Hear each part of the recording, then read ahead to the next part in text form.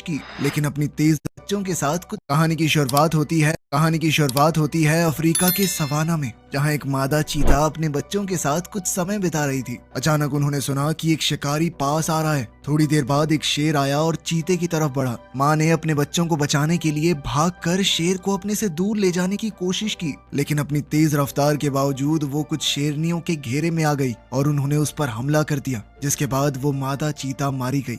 थोड़ी देर बाद शिकारी वहां से चले गए। उन्हें पता भी नहीं चला कि बच्चे वहां छुपे हुए हैं। जंगल की घनी घास में वो अलग अलग हो गए। उनमें से एक बच्चा रात भर चलता रहा और रास्ते पर आ गया। तभी एक गाड़ी उसके पास आ गई और टक्कर होने ही वाली थी, लेकिन ड्राइवर पीटर ने समय पर गाड़ी मोड़ ली। जब उसने देखा कि एक छोटा सा जानवर अकेला है, तो उसने और उसके बेटे जेन ने उसे बचाने का फैसला किया। जल्द ही उन्हें समझ आ गया कि ये एक चीते का बच्चा है। पीटर ने जेन से कहा कि एक दिन इसे जंगल में वापस भेजना पड़ेगा, लेकिन जेन का दिल उससे जुड़ गया था। उसने सोचा कि जब तक वो बड़ा नहीं हो जाता तब तक तो उसे अपने पास ही रखेगा। अगली सुबह पीटर और जेन उसे अपने फार्म पर ले गए, जहां वो और भी आवारा जानवरों को पालते थे। वहां जेन ने अपनी माँ से उस छोटे से चीते को मिलवाया और माँ ने उसका नाम रखा दूमा। धीरे धीरे दूमा उनके परिवार का हिस्सा बन गया। महीने गुजरते गए और दूमा बड़ा होकर बहुत तेज चीता बन गया। साथ ही पीटर ने जेन को भी एक जिम्मेदार लड़का बनाया था। उसे गाड़ी चलाना, खाना बनाना, चीजों को ठीक करना सब कुछ आता था। लेकिन एक दिन फार्म पर काम करते हुए पीटर को बीमार सा महसूस हुआ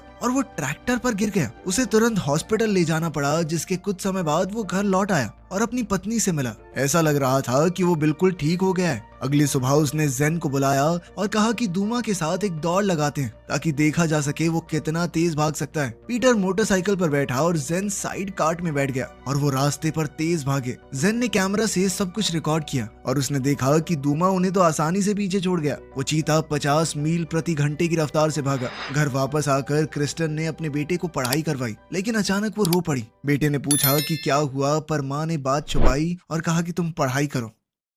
अगली सुबह जेन और दूमा ट्री हाउस में खेल रहे थे। तब पीटर वहां आया और कहने लगा कि अब समय आ गया है इसे जंगल में छोड़ने का। अब हम इसे अपने साथ नहीं रख सकते। दूमा बड़ा होने लगा है, उसे जंगल में अपने असली घर वापस जाना होगा। जेन अपने इस दोस्त को छोड़ना नहीं चाहता था, लेकिन पीटर ने जोर दिया और एक नक्शा दिखाया। उसने एक पहाड़ी दिखाई जो उनसे थोड़ा दूर थी। वहाँ पर दूमा बहुत अच्छे से रह सकेगा। पीटर ने वादा किया कि अगले हफ्ते हम पिकनिक मनाने वहाँ जाएंगे और दूमा के साथ अपना आखिरी दिन बिताएंगे। लड़के के पास कोई और रास्ता नहीं था, तो उसने इंतजार किया। लेकिन एक रात जेन और दूमा को एम्बुलेंस की आवाज सुनाई दी। जेन भाग कर गया और अपनी माँ को देखा। उसने अपने बेटी को गले लगाया और कहा कि पापा की तबीयत और खराब हो गई है। इस बार पीटर बच नहीं पाया। अगली सुबह उसका अंतिम संस्कार हुआ। जेन ने अपने प्यारे पिता को एक आखिरी बार अलविदा कहा। अगले कुछ दिन